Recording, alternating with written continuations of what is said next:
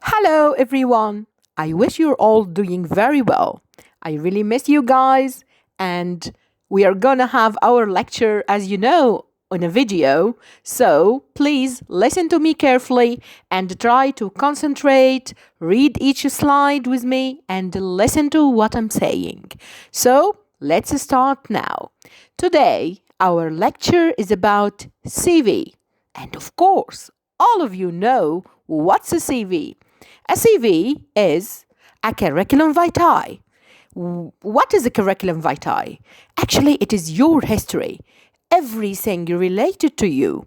For your education, your work experience, if you had any previous jobs, your training courses, any training courses you've attended, any extracurricular activities you're involved in, anything that would make you stand out in the crowd, that would make you really a leader in the eyes of an employer, that would attract the employer's attention and motivate him to give you the job. And this is what you want after all.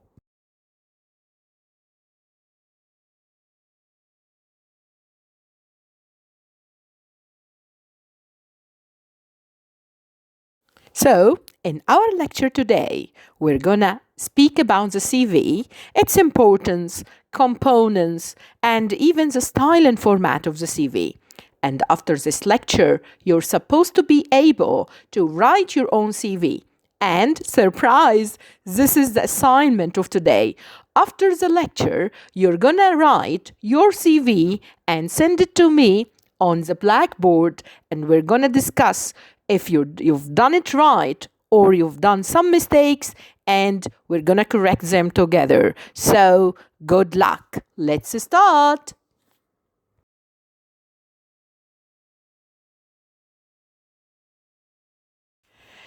CV. Did you know that CV is an acronym? Oh, now you ask me, what's an acronym? Acronym is a kind of abbreviation whereby you take the initials of many words and you form a new word, and you start using these initials as a word on its own. So, for example, we have FBI. You've heard that word in many American movies, I think. FBI means Federal Bureau of Investigations. So, F stands for federal, B stands for bureau, investigations give us the I. And why would we go to America and talk about FBI if we are here in Saudi Arabia and we have the acronym KSA? Kingdom of Saudi Arabia. And also, we have this very famous acronym which we use every day, and actually, it is in our emails PNU, Princess Noura University. So, acronyms are everywhere. We use it as a word, but we have to know which word is give us each letter. So here, CV comes from curriculum vitae. I hear you say and actually think that curriculum vitae doesn't sound English. You're absolutely right. It is a Latin word and it means course of life. You know why it is a course of life? Because you give us the history of your life, your work experience, your educational background, any workshops you've attended, any training you've taken, any awards or any achievements you've made in your life. So when I look at your CV, I should be able to know all your history, all the achievements you've done in order to become the professional. So you should convince me that you deserve a job. You should convince me that you are a great person, that you are a leader. So if your CV is impressive, you're definitely going to get the job. Why do we need a CV? Think with me. Why? Can you think of any reason why do we need a CV in the first place? It is really hard to find a job nowadays because the number of applicants, of people seeking a job, is really high compared to the number of available jobs. So, for example, if we have an announcement of one job, imagine how many people would apply to get this job. Maybe 100 or even 200 or 300. I don't know, maybe 1,000 people would send their CVs to get this job. But do you think the owner of this company is going to look through all the 1,000 CVs in order to pick one, only one, for the job? Oh my God, can you see that? All those people applying for only one job? Oh my God, I feel really sorry for the owner of this business. I feel really sorry for the manager who's gonna go through all those CVs. Do you think he can do that? He can go through 1,000 CV in order to judge which one deserves the job? Of course not. He's gonna have to do some shortlisting. What is shortlisting? If I have like 100 CVs, I'm gonna look at each CV for like 20 seconds, 30 seconds, even 1 minute, and see through the CV like some sort of scanning to get the most important information and see whether there is something attractive about this person or not. If I find something attractive about this person, the owner of this CV, I'm gonna put it aside. So after going through the 100 CVs, I'm gonna have like 10 attractive people, and these people are shortlisted for the jobs. Those people are gonna get the call. You'll be waiting desperately to get the call, and you'll get the call only if you are shortlisted. But how you're gonna be shortlisted? The answer is really easy. You have to have an impressive CV. And of course, an impressive CV is not very easy. Impressive CV means a lot of work, darling. A lot of work you have to do in order to give value to your CV, in order to give value to yourself. Believe me, you're not the only one applying for the job. So, you have to stand out in the crowd. You have to be impressive. If you stand out in the crowd and if you are very impressive, you're gonna get the call. And the call means an invitation to the interview, which is the next step. The next step in your fight to get the job, in your fight to prove that you really deserve the job. So, the clear objective of the CV actually is not to secure the job, because there is no guarantee you're gonna get the job. No, the CV puts you on the first step towards getting the job, which is getting the interview.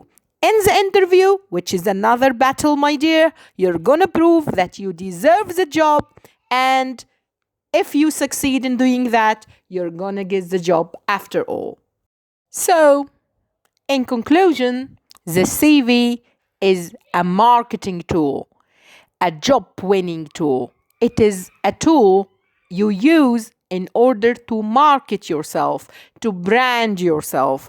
You want to tell people about yourself, to tell people that you're fantastic, you're amazing, you're awesome, you're the best man for the job. So the CV is your tool to do that.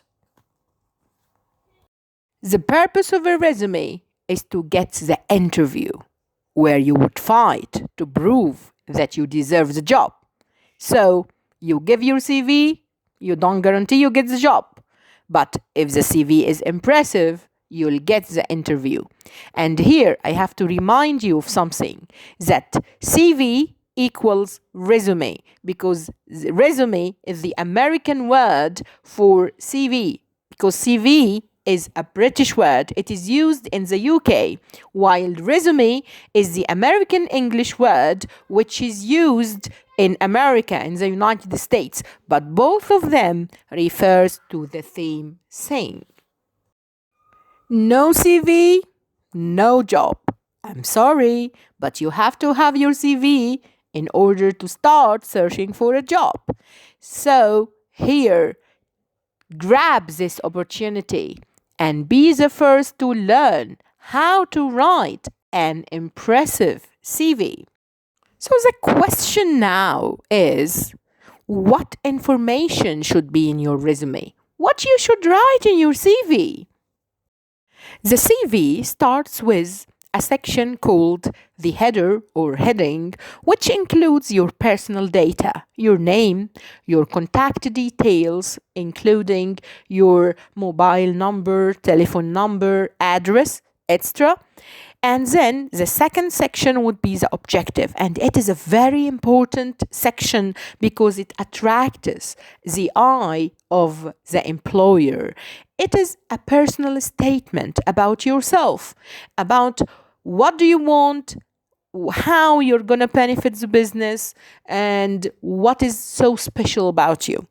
And then we move to the employment history, which includes all the previous jobs you've had, of course, organized from the most recent to the oldest. And of course, you're just starting your careers, and I guess you wouldn't have any previous jobs, probably some sort of training, but not a job per se. And then we move to education history. It would refer to your university degree or if you have any postgraduate studies or something. And then the skills area, it is where you mention your standard in languages, especially English, of course, and your computer skills, how skilled you are in using computer programs. And then you can also here refer to the training you've had, the workshops you've attended, etc. Then the next section would be certificates, and it refers to any test you've had beside, of course, your university test. So, for example, if you go and got a certificate from Microsoft or from the ICDL, the ICDL, it is the International Computer Driving License, and things like that. So there are a lot of certificates you can have in your career, specialized in your field. And then the last thing in the CV would be references. Here you would mention the names of 2 or 3 people which they are going to be contacted if you're picked for the job. And of course, don't put the contact details of the references. They wait until you are picked for the job, and then they will ask you to give the details of your references. But don't just put them from the beginning. It wouldn't sound, of course, right.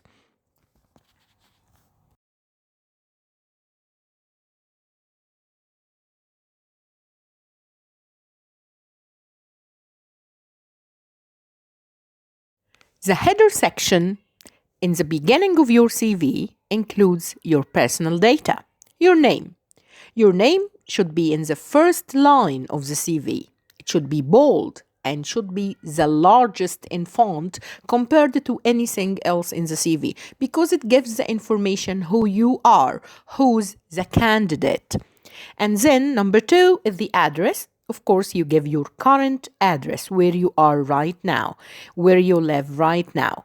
Then number 3 is your email address. A professional email would be great. So your university email now is very, very impressive. Number 4 is the phone number. You should give both your home telephone number and also your mobile or cell phone number.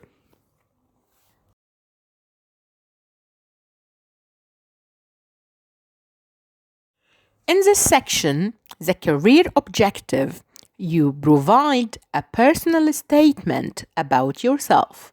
What should you say and how would you say it? The objective section is optional, but it is highly recommended. You should really think about it. You should try from now to design your own objective and you put it in your CV. How would you write it? It should be clear, concise, and to the point. Let's consider these examples in front of us here in the slide. Number 1. Can you write, I want to get a job? Come on, we're not that desperate. I wouldn't write, I want to get a job. So, let's consider the second option. To attain an internship in livestock industry. Is this enough? You just state what you want? Is this enough? The third one actually is the best.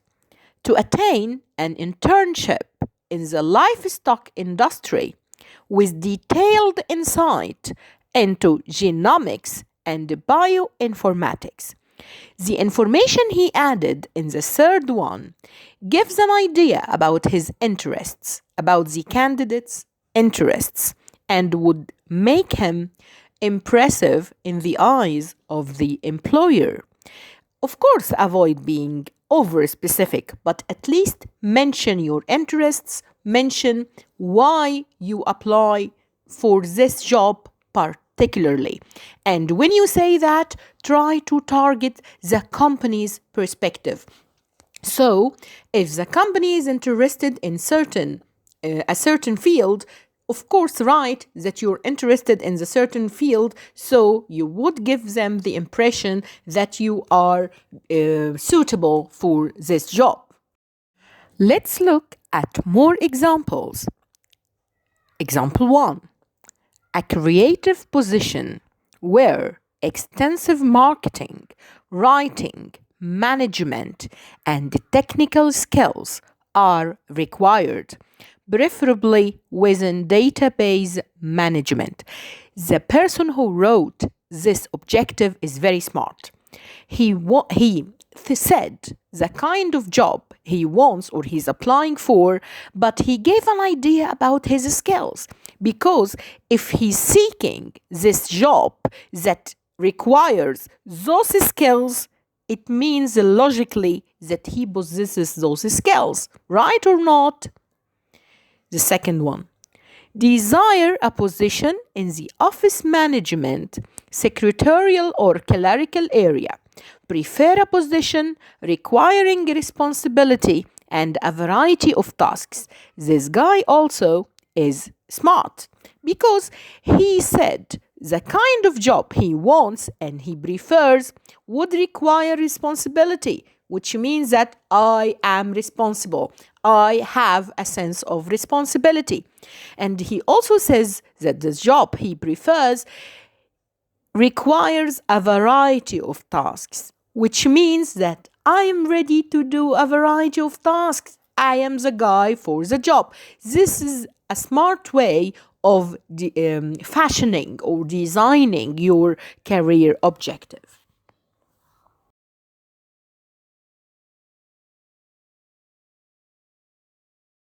In this section, you would provide information about your educational background. You would list your educational qualifications from highest to lowest. Don't use high school details once, of course, you graduated from college.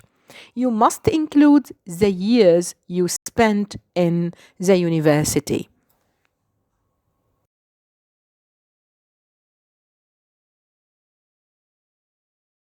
In the work experience section, you list all the jobs you've had in a reverse chronological order. What do we mean by a reverse chronological order? It means you start from the recent and you go down till you reach the first job you've ever had. So, for example, if I speak about myself, I would first put my position here in Princess Noura University because it is my most recent job. So I would say an associate professor of English language and linguistics in Princess Noura University.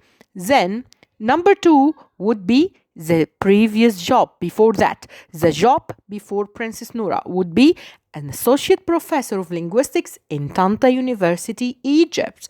Number 3 would be the job before that. an assistant professor of linguistics and English language in Tanta University, Egypt. And go down, down, down until I reach my first job ever, which was an instructor in Tanta University, Egypt. And this was actually back in 1996, which is like ages ago. Don't forget also to mention the position title. Your position title, what's your job? What was your position in that company? The organization name, the place you worked at, the address of this company or organization, and of course, the dates of your employment. When you started the job and when you left this job and moved to another job. And if you can, describe the specific roles you did in that job in bullets, of course, as you can see here in the example. Again, when you write your work experience, you should follow a chronological format, which means start with the most recent and then go down, including all your work experience until you reach your first job. Of course, include all the full-time paid jobs and part-time jobs and even the training you had. List the periods of time you worked, months or years, the position you've held, and also the name and location of the institution you worked at. And it would be really great if you also include the responsibilities you used to have.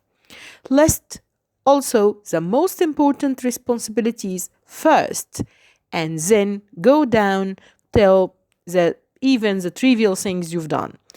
List your achievements in each job. This would be really impressive if you've had any awards or any kind of acknowledgement during your work in that job.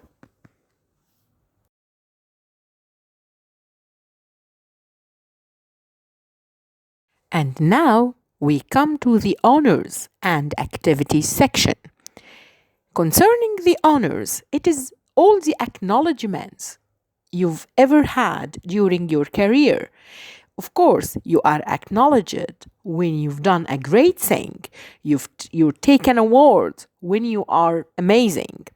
So, in this section, you should scream, I'm a leader, I'm the one, choose me. You're gonna lose if you don't pick me for this job.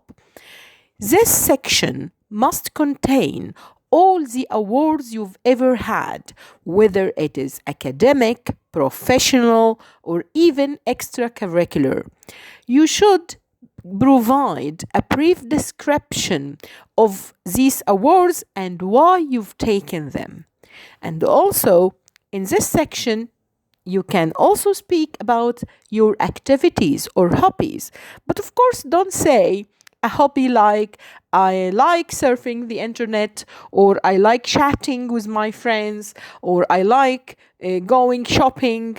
Oh, this wouldn't be impressive actually if you include that in the resume. But you can say, I like reading fiction, I like traveling, I like sports like hiking or swimming.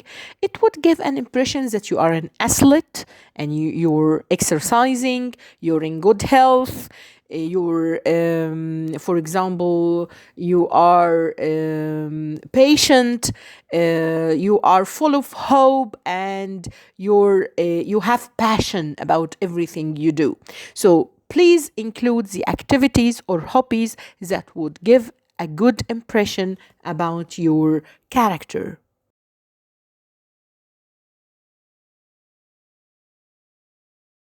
The references are the people who would give a good word for you. They would support your application for the job. It is one of the crucial things in the CV to include 2 or 3 names of people, and they should be an authority in a company you've worked at, or in the university where you got your degree. So they should be an authority, which means your friend wouldn't work as a reference, of course. Your mother wouldn't work as a reference, but it should be someone you worked with who had been your manager, for example, in a company or something, or somebody who taught you a course in your college or something like that.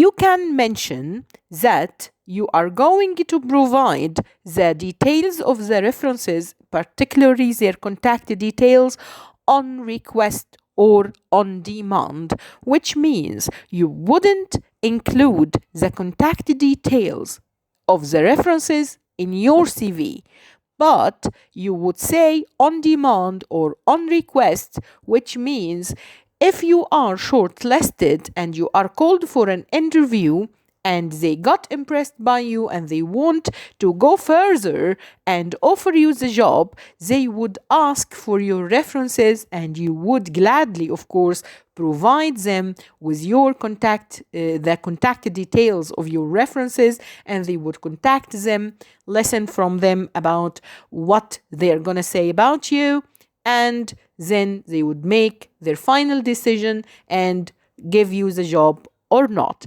And inshallah, I hope you all get the jobs you apply for and you are going to prove yourself and become very successful in your careers.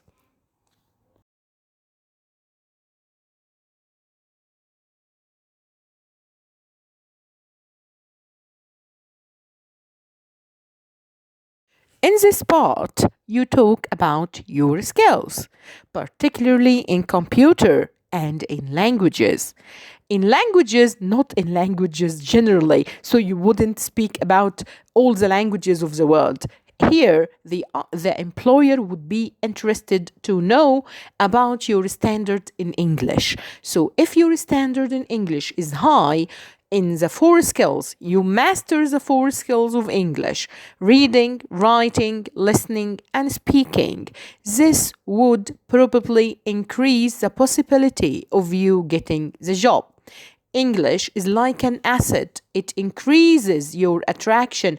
It makes you more prominent and you stand out in the crowd.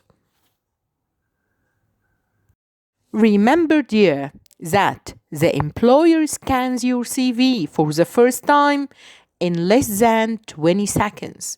So it would be either giving you a chance to be shortlisted and you get the call for the interview, or you would lose your opportunity, you would lose the chance, and you wouldn't get the interview. This all depends on how impressive your CV is. So, you have to grab attention by getting a very impressive CV. Impress. Be the unique applicant. Be the one. Tell them you're gonna lose a lot if you don't give me the job.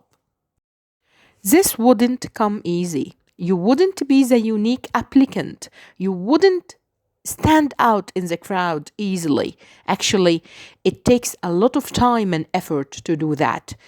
You have to work on yourself. You have to enhance your skills. You have to get more training. For example, in English, you have to get more exposure to the language, listen a lot, practice speaking, work on yourself. Actually, you wouldn't be spoon fed. This is a skill. Language is a skill. Everything related to work is a skill. And the skills are earned.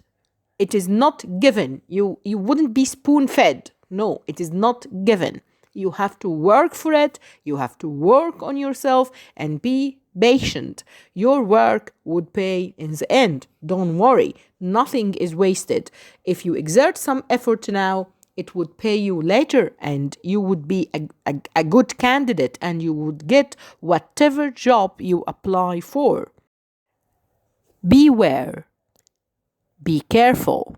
There are some common mistakes we have to avoid when we write our CVs. Let's have a look at what are those mistakes. 1. Don't write the word CV at the top of your CV. Don't put any attachment unless it is required. So don't put, for example, copies of everything, of all the certificates you've had, unless they require those copies. Don't use poor quality paper and printer. It would give a very bad impression about you. Don't use photocopied CV. Actually, when you look at a photocopy, it is really different from a print out. So please have a print out, not a photocopied CV. Don't use capital letters in writing the whole CV. No, there are rules for capitalization, and we've covered that actually in a lecture. Don't use the expression I and I am. Don't have a too long CV or a too short CV. Provide the information such as is required. No more, no less. Don't make the CV hard to read. Use a font that is common, so it would be eye friendly. Anybody can read it and it wouldn't bother anybody. And in the end, I wish you the best of luck, and you'll have a very impressive CV, inshallah. You have to remember always, it takes nothing to join the crowd. It takes everything to stand alone. Exert effort, and you wouldn't regret it, I promise. Keep moving and show up in the crowd. Be unique. Good luck, my girls.